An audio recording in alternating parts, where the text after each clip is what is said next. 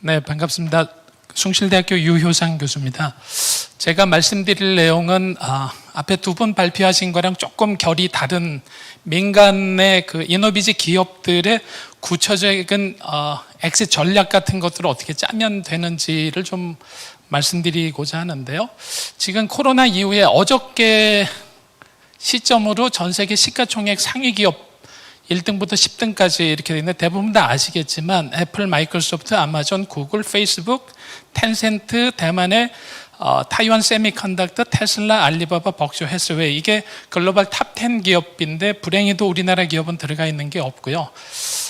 파란색으로 칠해져 있는 게 IT 관련된 기업이고 그 중에서 TSM을 빼놓고는 스타트업으로 성장한 기업입니다. 상당히 빠른 시간 내에 전 세계 탑 10 안으로 들어갔다라는 걸 좀 볼 수가 있고요. 그 애플 하나만 보면은 아까 우리나라 GDP보다도 훨씬 큰 시가총액을 가지고 있는 이런 상황을 보이겠습니다. 우리나라를 살펴보면 삼성전자가 가장 당연히 크고요. 567조, 하이닉스, 우리나라에서도 탑 10에 보면 그래도 고무적인 거는 파란색으로 칠해져 있는 3개, 스타트업으로 해서 탑 10 안에 들어가 있는 거가 그래도 3개는 된다. 그러고 밑에 쿠팡이 미국에다가 상장을 했지만 쿠팡까지 보면 4개, 넥슨은 일본에 상장을 했지만 그래도 탑 10 중에서 한 그 5개 정도는 우리나라도 스타트업들이 성장을 해가지고 대기업들하고 어깨를 나란히 하고 있다. 이렇게 좀 볼 수가 있고요. 조금 안타깝기도 하고 부러운 거는 중국입니다. 중국에서 짧은 시간 내에 텐센트, 알리바바, 메이투안, 핀투어, 콰이쇼 이런 회사들이 있는데 그 옆에 있는 숫자는 창업 연도고요. 그 오른쪽에 있는 숫자는 상장 연도입니다. 텐센트는 98년도에 창업해서 2004년도에 상장을 했고 옆에가 시가총액인데 우리나라 기업들보다 월등히 규모가 큰 스타트업들이 꽤 많이 존재하고요. 저들 기업들 보시면 아주 빠른 시간 내에 급성장을 해서 세계 시장에서 시가총액을 꽤 많이 나타내고 있고 밑에 비상장인데 금년에 상장이 예상되고 있는 바이트댄스나 디디2싱은 9년 만에, 바이트댄스는 잘 아시는 대로 틱톡을 운영하고 있는 회사인데 지금 예정되어 있는 시가총액이 200조 가까이 되고 있고 중국판 우버라고 부르는 디디 주식도 67조 원 정도 해서 상당히 높은 기업 가치를 나타내고 있습니다. 그러니까 조금 전에 말씀드린 대로 애플이라는 회사의 하나의 기업 가치가 2331조 원인데 우리나라의 상장 기업이 어저께 날짜로 2437개가 있는데 그거를 다 합친 기업의 기업 가치와 애플 하나의 기업 가치가 거의 비슷하다라고 볼 수 있을 정도로 우리나라는 글로벌 격차가 좀 많이 벌어지고 있다는 걸 좀 말씀드릴 수가 있고요.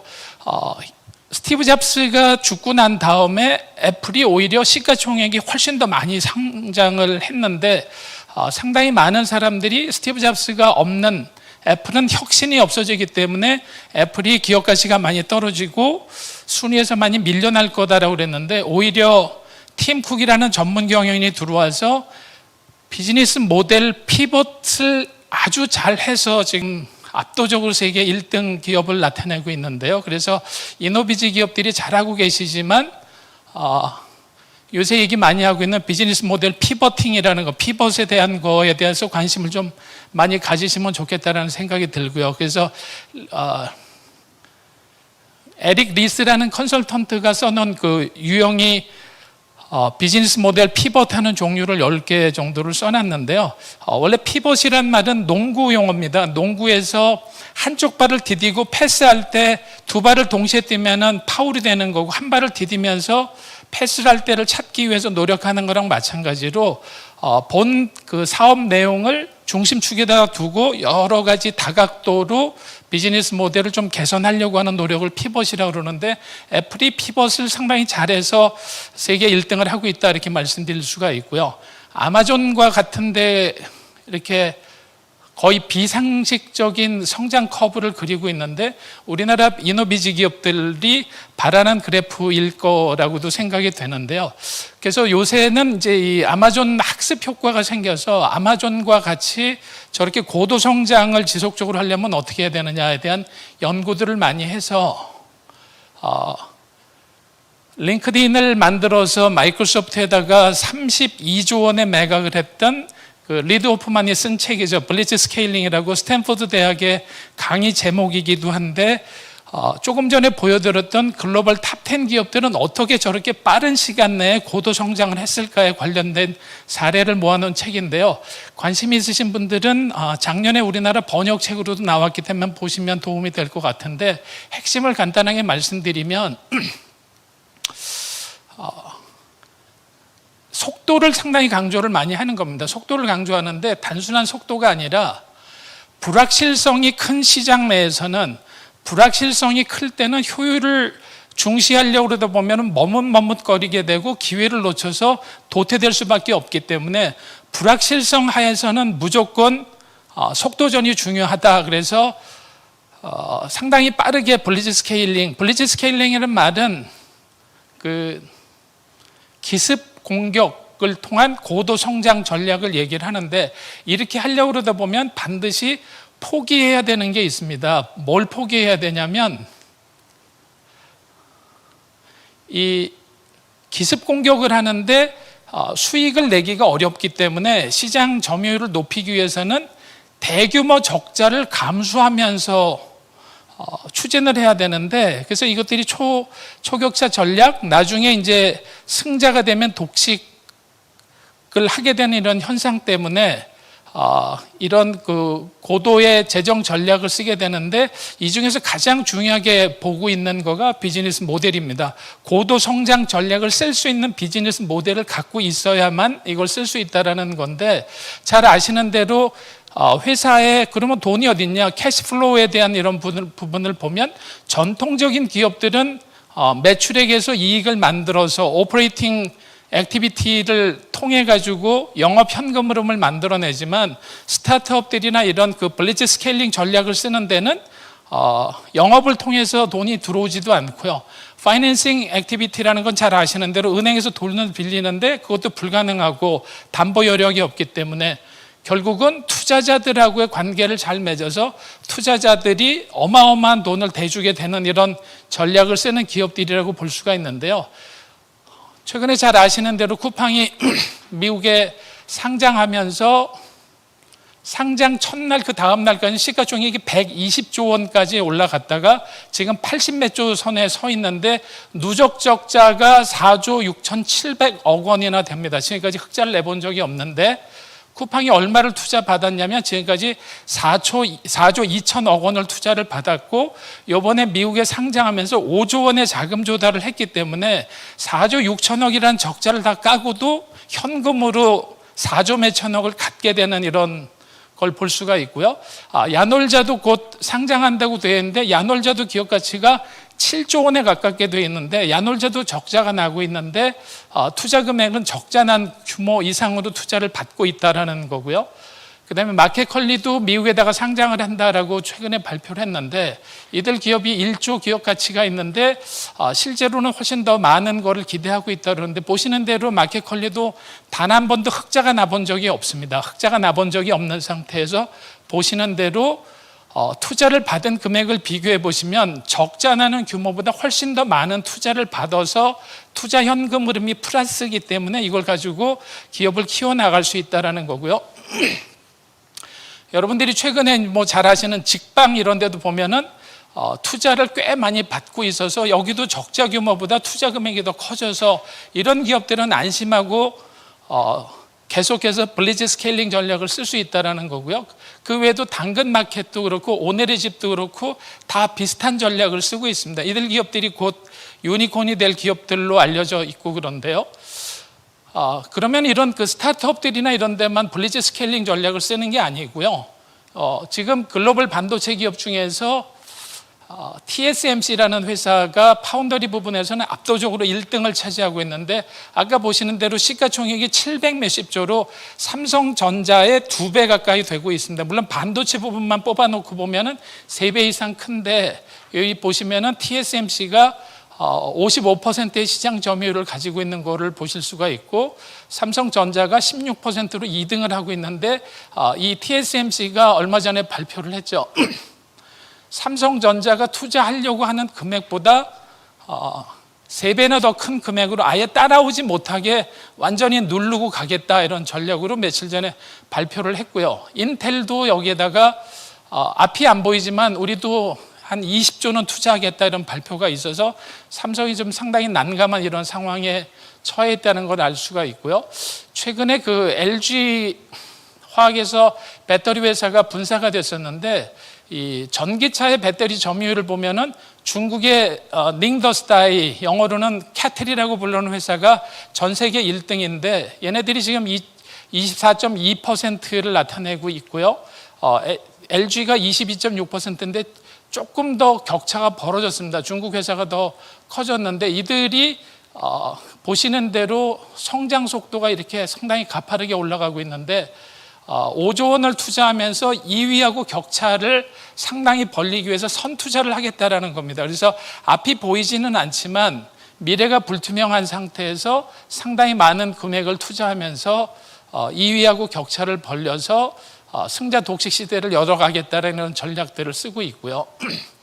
그래서 조금 전에 말씀드린 대로 이 스타트업들, 이노비즈 기업들이 좋은 비즈니스 모델하고 좋은 인력들이 존재한다면 투자자들이 투자를 하겠죠. 그런데 이들 투자자들이 투자하는 거는 이 엑싯을 목표로 해서 투자한 다음에 돈을 회수할 목적으로 투자를 하기 때문에 이노비즈 기업들이 우리가 투자자들한테 상당히 좋은 조건으로 투자를 받으려면 엑싯이라는 것, 투자자들이 회수할 수 있는 거를 어떤 방향으로 방향성을 맞춰주면 좋을까를 좀 연구를 해야 된다는 생각이 들고요.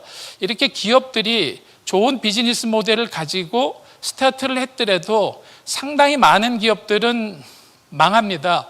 기업은 결국 생명체랑 같기 때문에 영원히 살 수는 없기 때문에 언젠가 망하게 돼 있는데, 시작과 동시에 몇 년 지나지 않아서 망하든지, 조금 규모를 키워나가다가 다시 좀비가 되든지 망하든가, 아니면은 중간에 M&A를 통해서 엑싯을 하든가, 그 중에 극히 일부분이 남아서 IPO를 통해서 대기업으로 성장하는 이런 구조를 가지게 되는데요. 그래서 그 기업들이 가져갈 수 있는 엑싯 스트래티지가 총 5가지가 있는데, 하나는 그냥 파산을 하는 겁니다. 하다가 회사가 망하는 이런 거고요. 두 번째는 회사를 접는 겁니다. 완전 파산은 하지 않았는데 그냥 더 이상 가능성이 없어서 그냥 접자, 이런 것도 있고요. 가업 승계로 2세한테 물려준다든가 패밀리 석세션이 있고, M&A를 통해서 엑싯을 할 수도 있고, 상장을 통한 이런 5가지 방법이 존재하는데, 이노비즈 기업들이 원하시는 거는 뭐 이 셋 중에 하나가 당연히 될 것 같고, 이런 그 M&A를 대규모로 한다든가 상장을 대규모를 통해서 나중에 패밀리 석세션이 되게 하는 이런 플랜을 갖고 계시는 데도 있을 거라고 보는데요.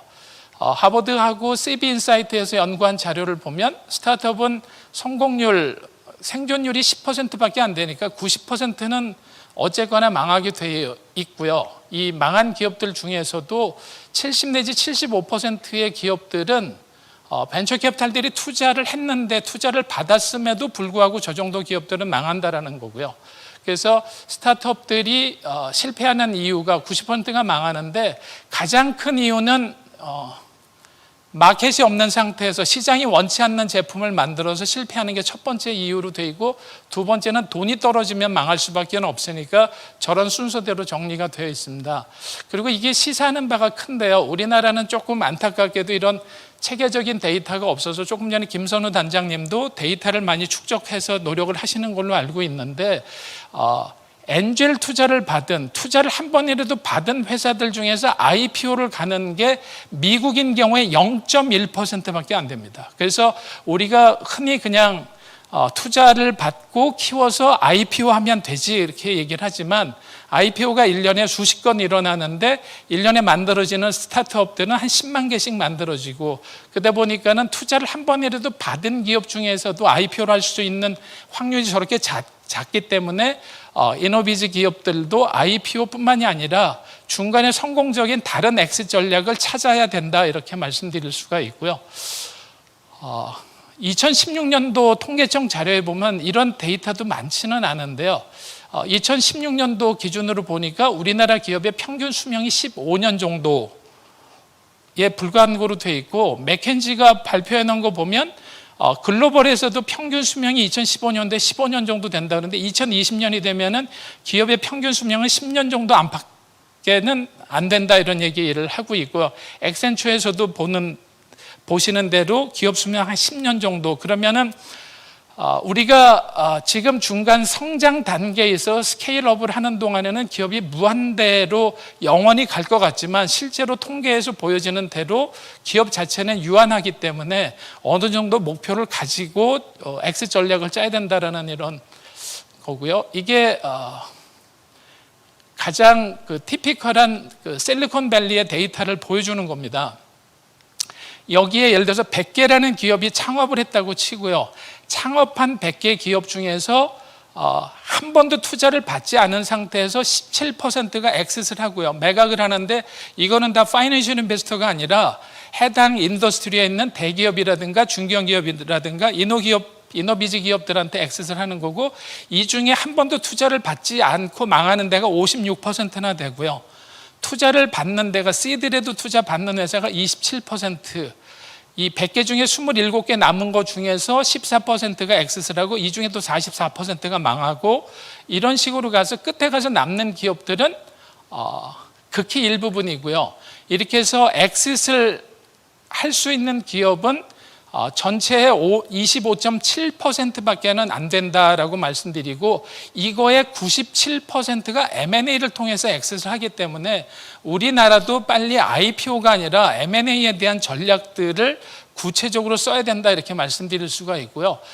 미국에는 이런 통계 데이터가 상당히 잘 만들어져서 부럽기도 한데요. CB에서 2018년도에 1119개를 팔로우업해서 내놓은 데이터를 보면 보시는 대로 1119개 기업들이 시드를 받고 세컨드 라운드에 성공한 기업이 48% 점점 줄어서 결국 6번째 라운드까지 가서 진행 중인 회사가 1119개 중에서 30개밖에는 남지 않고 나머지는 중간에 엑시스 되거나 망했다 이런 데이터들이 존재하고요.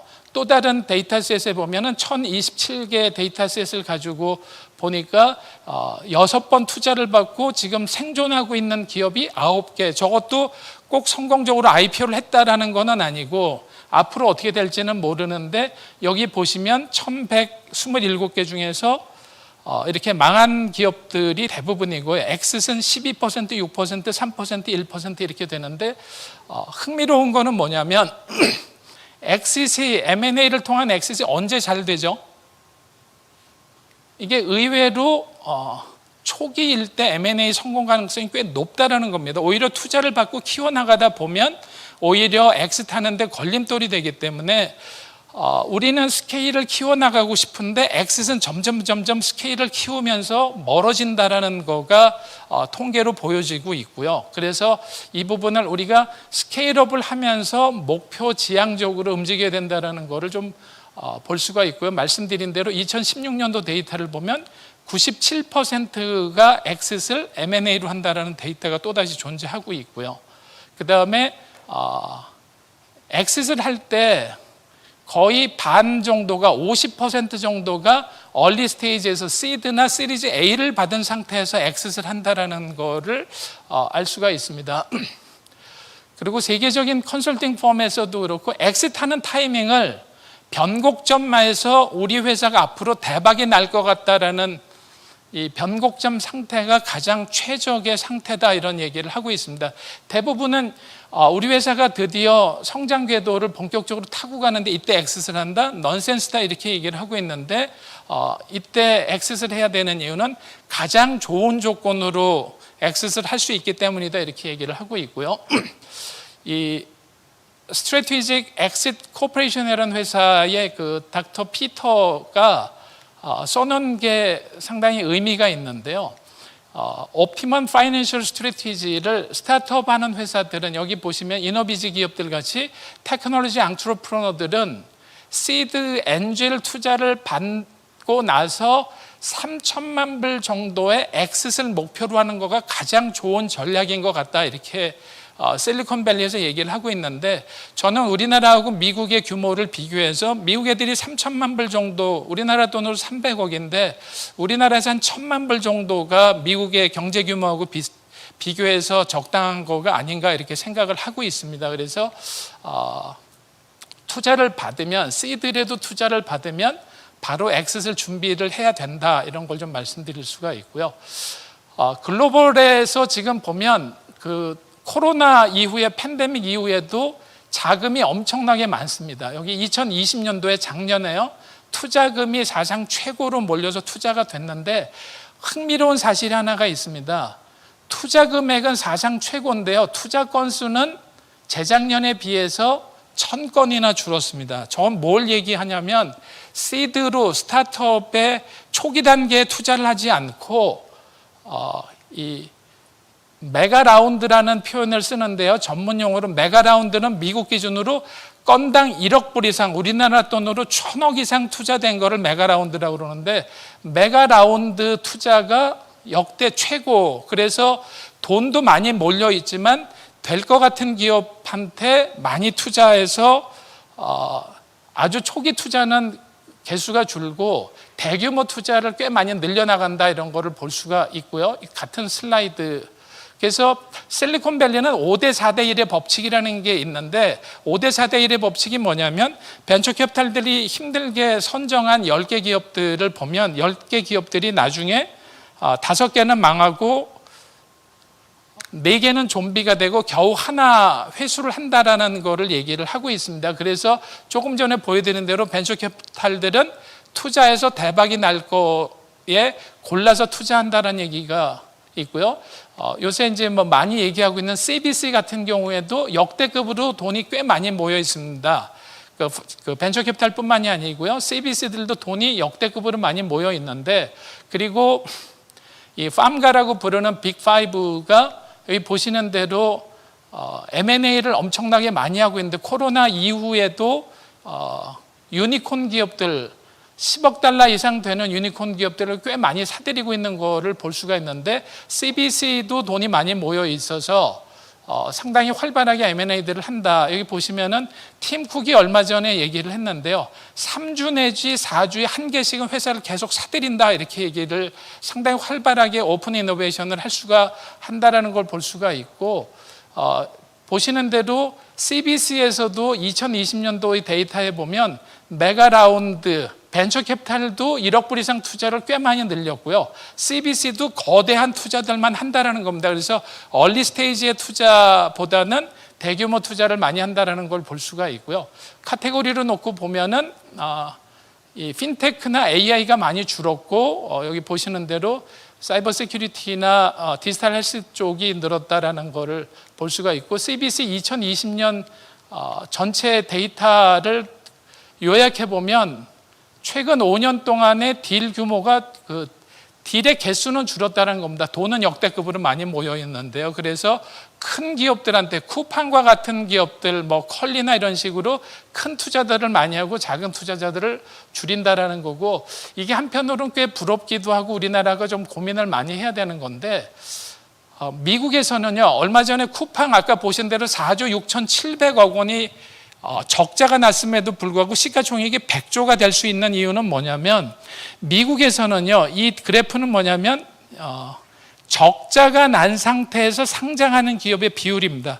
미국은 85%의 기업이 적자 상태에서 상장을 하는데, 우리나라는 기본적으로 흑자가 나야지 상장을 하라고 그러는데, 미국에서는 오히려 흑자가 난 기업이 상장하는 걸 좀 이상하다라고 보는 이런 게 있습니다. 왜 그러냐면 대규모로 자금이 필요한 경우에는 성장을 거듭하면서 자금이 많이 딸리고 회사에서 아직 이익이 안 날 텐데, 그래서 이런 것들이 좀 데이터가 의미가 있다라고 생각이 되고요. 그래서 유명한 기업들은 이 왼쪽 편이 상장 전이고요. 오른쪽이 상장 후인데 보시는 대로 상장 전에 최근 기업들은 다 적자인 상태에서 상장을 해서 언제 흑자가 날지는 모르지만 쿠팡도 마찬가지죠. 언제 흑자가 날지는 모르지만 시가총액이 100조가 되고 최근에 상장했던 이 팔렌티어 같은 회사는 우리나라 개미들이 가장 많이 투자한 회사로 되어 있는데 저런 데들도 적자가 많이 거듭되고 있지만 상당히 시가총액이 높다 이러고 우리나라도 좀 벤처 투자 금액들이 꽤 많이 높아지고 있습니다. 그런데 보시는 대로 투자를 해서 M&A를 통해서 회수한다라는 거는 2019년도에 0.5%밖에 안 됩니다. 그러면 무엇으로 해야 되겠는가? 그러니까는 그 투자자들이 IPO를 통해서 회수하는 방법을 많이 찾아가고 있는데 기업 입장에서는 아까 말씀드린 대로 IPO가 0.1%밖에는 가능성이 없는데 기업들 입장에서는 그래서 전략적으로 오픈 이노베이션을 원하는 기업들하고 매치해주는 역할을 많이 해야 되는데 저는 이노비즈 협회가 역할을 꽤 많이 해야 된다고 생각이 되는데요. 왜 그러냐면 상호 간의 M&A를 통해서 서로 상생이 될 수 있는 길을 찾아줘야 되는데 모든 기업들이 독자적으로 무조건 IPO를 하겠다. 이건 사실상 넌센스입니다. 작년에도 우리나라 기업의 전체 상장이 한 100개 정도 됐는데 이런 스타트업들이 규모가 커져가고 상장한 건 5, 60개 정도밖에는 안 되고 아까 말씀드린 대로 1년에 10만 개 기업이 만들어지고 그중에 기술 기업이 2만 개 정도라고 해도 2만 개 만들어지는 것 중에 한 50개 정도 상장한다. 그걸 목표를 두고 한다라는 거는 좀 넌센스라고 봐서 저는 그 이노비즈 기업 협회에다가 말씀드리고 싶은 거는 이런 상황인 거를 좀 인식을 하고 기업의 수명도 정해져 있고 얼리 스테이지에서 엑스트하는 게 월등히 유리하고 그러기 때문에 이노비즈 협회 내에서 이런 일들을 하게 되면 상당히 의미 있는 결과가 나오지 않을까 하는 생각이 들고요. 그리고 아까 비즈니스 모델 피벗에 도움이 되는 거는 유니콘 기업은 제가 어저께 날짜를 보니까 한 1000개 정도로 꽤 많이 늘어났습니다. 코로나 이후에 유니콘 기업이 엄청나게 많이 늘어나서 테크크런치에 보니까 775개가 있고요. CB인사이트에 629개 기업이 있고 제가 저걸 추려서 해보니까 1000개 정도 되는데 이들 비즈니스 모델들도 좀 잘 검토를 하셔가지고 비즈니스 모델 피벗하는 데 도움이 됐으면 좋겠다는 생각이 들고요. 우리나라 유니콘 기업들도 IPO를 하겠다, M&A를 하겠다 많이 하고 있는데 결국은 엑싯을 못하면 좀비콘밖에 안 됩니다. 결국은 엑싯을 성공적으로 해야 되는데 기업이 수명이 정해져 있다는 거. 엑싯의 방법은 IPO가 아닌 M&A를 통해서 97% 정도가 미국도 일어나고 있다.